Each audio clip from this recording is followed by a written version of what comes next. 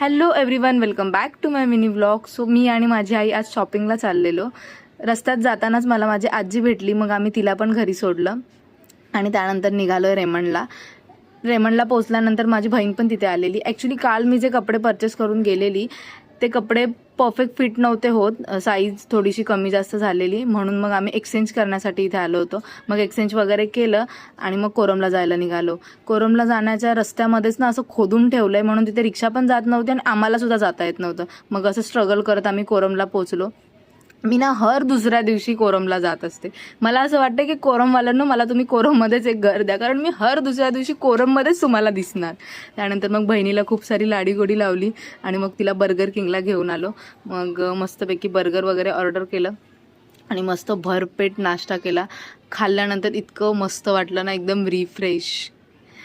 मस्तपैकी खाऊन झाल्यानंतर आमचे चेहरे बघताय कसे तरोताजा झालेत.